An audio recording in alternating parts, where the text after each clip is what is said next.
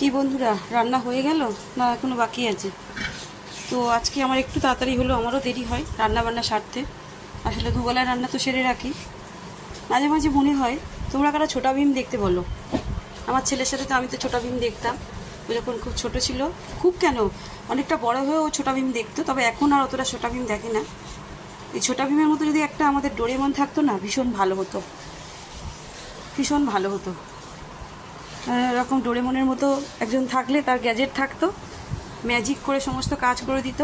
রান্না তো করা, রান্না করার পরে কাজটা কতটা চিন্তা করো। খাওয়া তো হয়ে যায়, খাওয়ার পরে কতটা কাজ চিন্তা করো। হ্যাঁ, ডাইনিং টেবিল মুছো, গ্যাস পরিষ্কার করো, রান্নাঘর পরিষ্কার করো। আর রান্নাঘর পরিষ্কার না থাকলে কেমন দেখতে লাগে।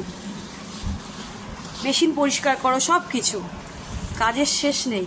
তাই জন্যই বলছি, আমাদের যদি একটা রকম ডোরেমন থাকতো, আমাদের না ভীষণ ভালো হতো। এতটা খাটতে হতো না আমাদের রান্নাঘরের পেছনে। এবেলায় রান্না হয়ে যাব সকালের দিকে, আবার চিন্তা করতে হবে বিকেলে সন্ধ্যেবেলার কি করব। প্রত্যেক দিন একই ডিউটি। একটা ডোরেমন রান্না করা কি কোনো কাজ নাকি? ওটা তো একটা ম্যাজিক, ম্যাজিকের মধ্যে রান্না হয়ে যায়। রান্না করা, খাওয়া, তাহলে তো হয়েই যেত। তারপরে কত কাজ থাকে বলো।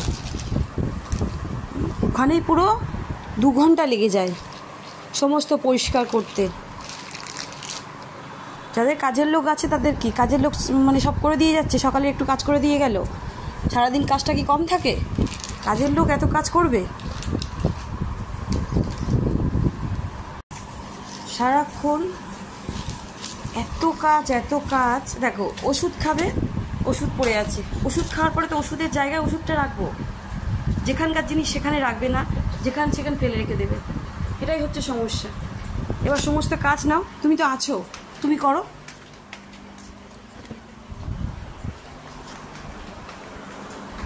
মাথা খারাপ হয়ে যাবে, মাথা খারাপ হয়ে যাবে। ওষুধের জায়গায় ওষুধ রাখ। সারাদিন বাড়িতে কম কাজ থাকে, যখন তুমি হাতে ফোনটা নেবে তোমাকে শুনতে হয়, সারাদিন তো ফোন নিয়েই পড়ে থাকো, কি কাজ করো।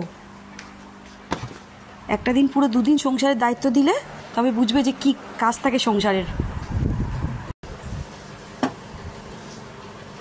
যে কি কাজ সংসারের, কি কাজ। কিছু কিছু মানুষ আছে না, বলে। তো আজকে কি রান্না করলাম, আজকে একটু তাড়াতাড়িও হয়ে গেল। এখানে করেছি, এই যে ছেলের জন্য একটু ডিমের কারি করেছি। ও আবার সবসময় সব রকম মাছ খেতে চায় না। করেছি ভাত,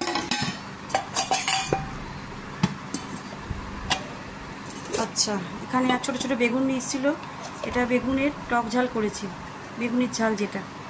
এখানে আছে একটু পেঁপে দিয়ে, লাউ দিয়ে, ডাল দিয়ে সিদ্ধ করেছি। এটা পেঁপেটা খাওয়াটা ভীষণ ভালো, যার জন্য পেঁপেটা শুধু শুধু সিদ্ধ না করে একটু ডাল দিয়ে করলে খেতে খুব ভালো লাগে। একটু সর্ষের তেল আর একটু নুন দিলে আরও বেশি ভালো লাগে। আর এখানে করেছি ফ্যাঁসা মাছের ঝাল।